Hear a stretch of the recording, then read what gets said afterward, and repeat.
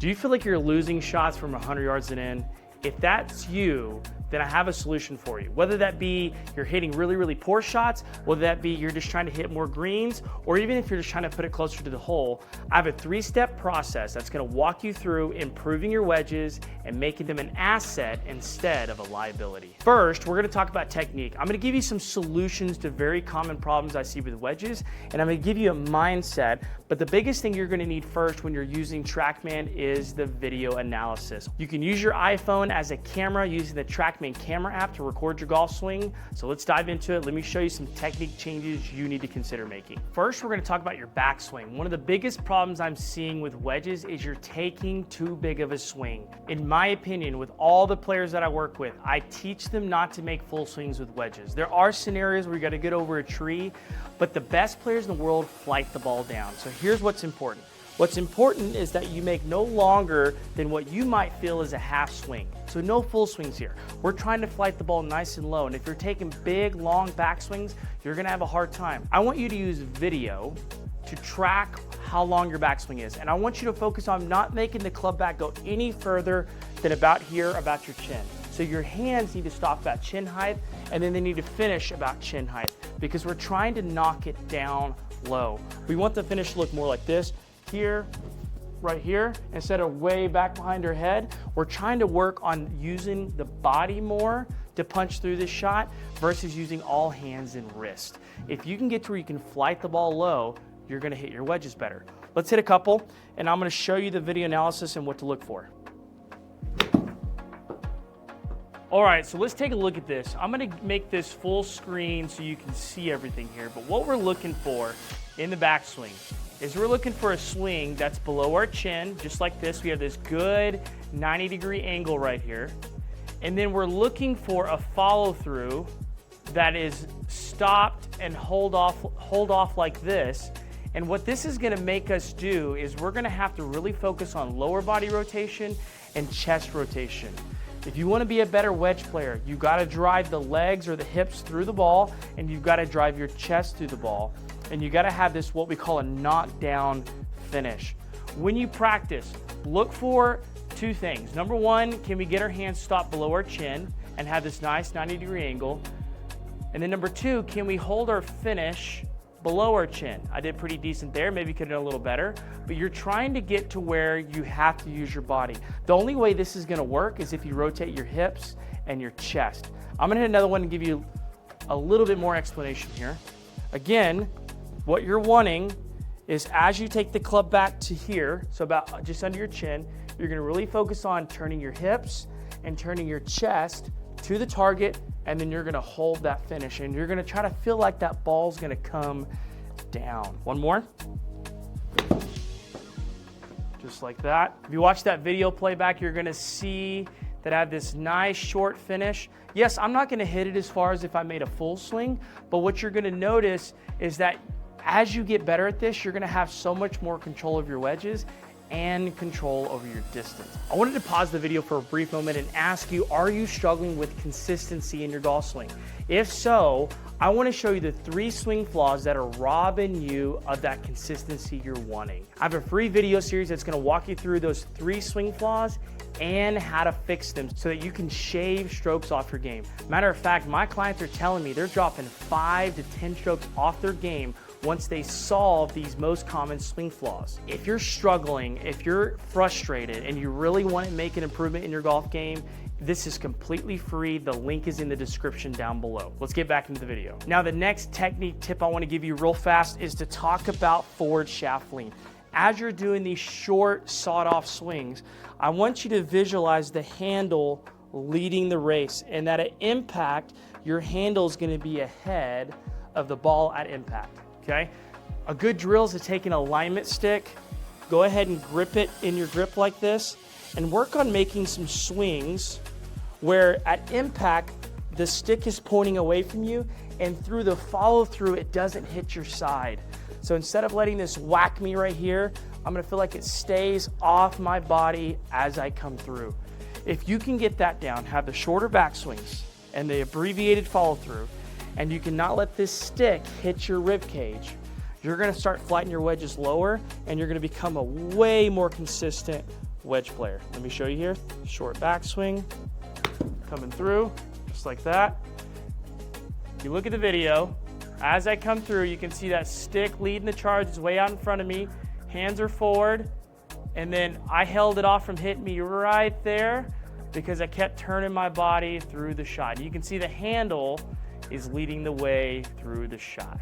If you can get that down, you're gonna dramatically improve your technique to be a phenomenal wedge player. All right, step 2, we're gonna work on distance control. We're gonna hit a different mode. We're gonna hit range mode because we're gonna focus more on targets and we're gonna focus more on distance control.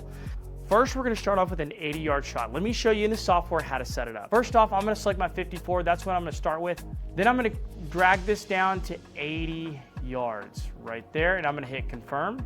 Now it's set up at 80 yards. What I'm gonna do here is I'm gonna focus on finding a swing for 80 yards. And remember, it can't be a full swing.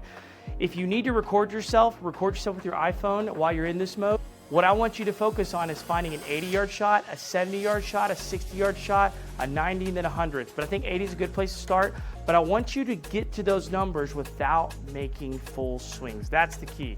What I'm gonna do now is I'm gonna find that ideal backswing to hit it 80 yards.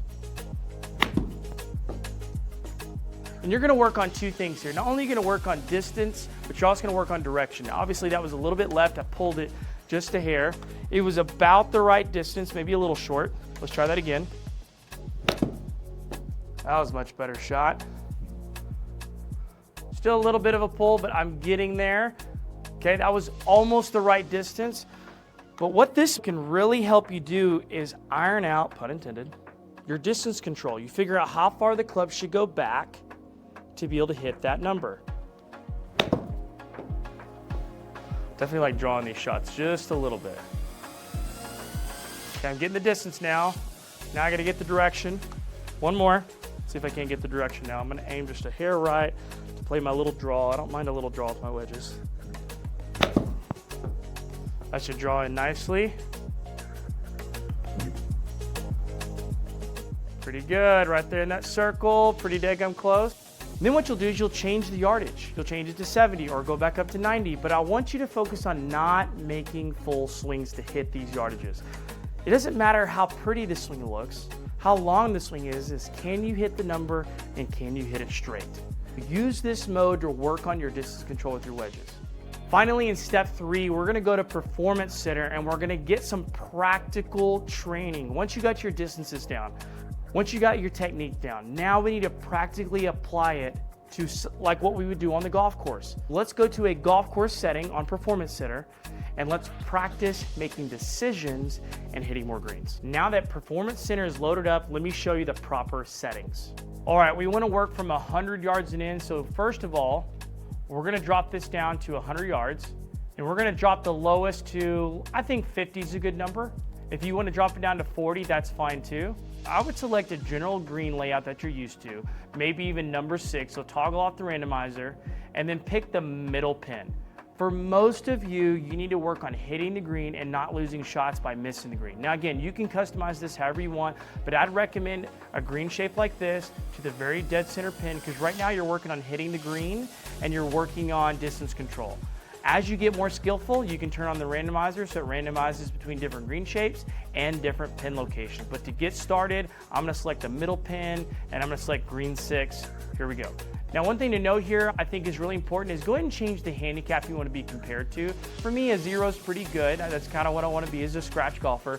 But if you're a 15 handicap and your goal is to become an 8, then set it to 8. That's going to change the circle size. You can see that.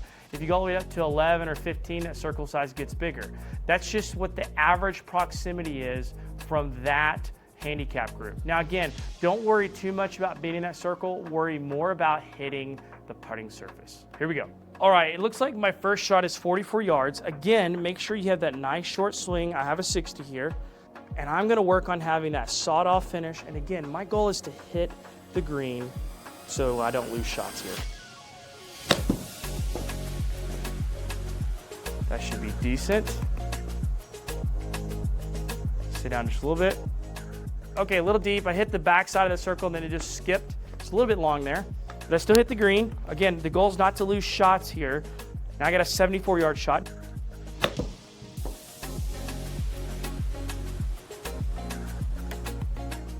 Not bad. If I can just get the draw out, I'll be all right. Now I got 81. I don't know, that one's gonna draw. It may hang out there a little bit. Oh, it's coming back, here we go. Now settle just a little bit. Stay. Oh, just outside the circle. Now, as you can see, this is so beneficial to really learning how to score on the golf course. And again, you can make this as hard as you want. You can have it randomized pin locations. You can have it randomized green shapes. Make it as difficult as you want and make it more realistic as you want. But start simple and then you can make it more complex. But for most of you, focus on greens and regulation, not proximity. As you get to where you're hitting, let's say 85 to 95% of your greens from 100 yards and in, then you can start focusing on proximity. But until you're hitting 80 to 90% of your greens from 100 yards and in, don't worry about how close it is to the hole. Focus on putting it on the putting surface and not making mistakes by leaving it short, by going long, or by pulling your shots left and right. Or if there's a tuck pin to the left of side of the green, not making this mistake by going right at the pin, aiming more towards the center. Using good course management tactics. This is going to be great for learning course management, especially once you start randomizing the pins and green shapes. You got to learn to stop firing at the pins and fire for the biggest parts of the green. You gain those skills, you gain those concepts. You're going to save 5 strokes or more just by not making the big mistakes. Might even put a couple close for birdie. I hope this was helpful. We'll see you next time. Peace.